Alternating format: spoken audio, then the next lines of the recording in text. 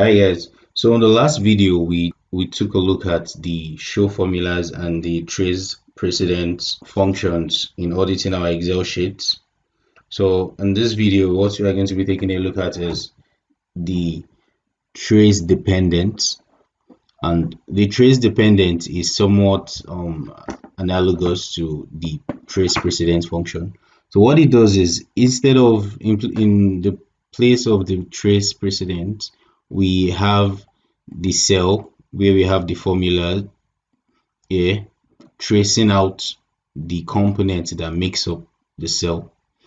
In the case of the trace dependent, it's now a case of a normal cell pointing to the cells that are making use of that particular cell in their formulas. So what this means is that this particular cell, which is being used by these under the stacks or this gross total, will now be pointing to this one that is making use of it.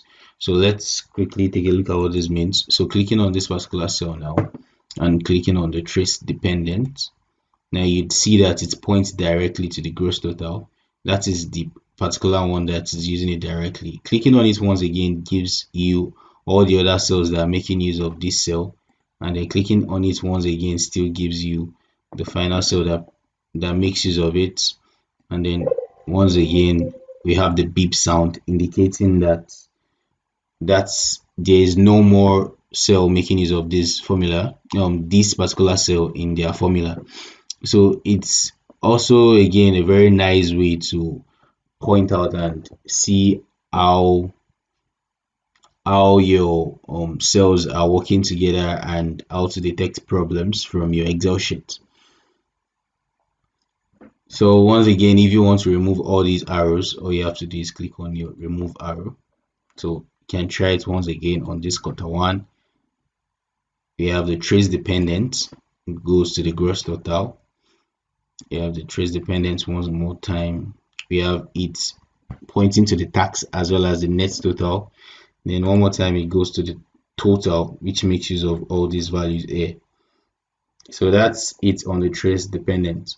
Now when it comes to the evaluate formula, what it does is, when you have a somewhat complicated formula, okay, let's see. Okay, so let me just remove the arrows here. Right, so let's say you have a formula that makes use of this particular cell here divided by this cell, then plus this cell multiplied by this cell. Okay, so it gives us this very long value.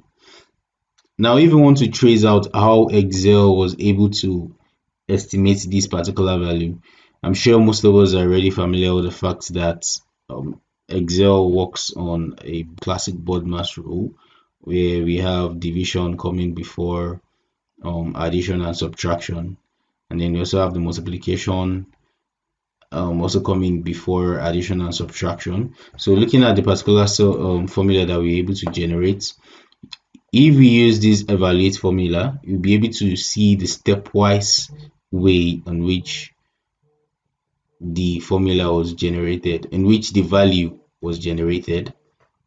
So clicking on the evaluate formula, now it's pointing to the C5.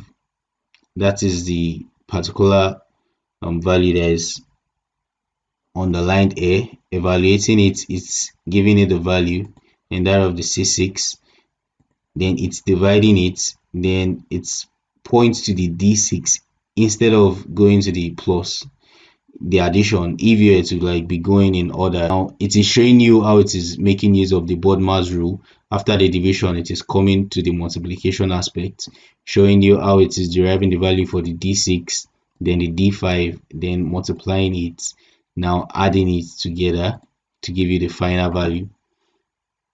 Now if you want to restart, just click on restart and then it will show you. So this way you can easily pinpoint part of the formula that has errors. So that will be all for today. Thank you very much for watching today, and don't forget to like and subscribe. and also share these videos with your friends. Thank you very much.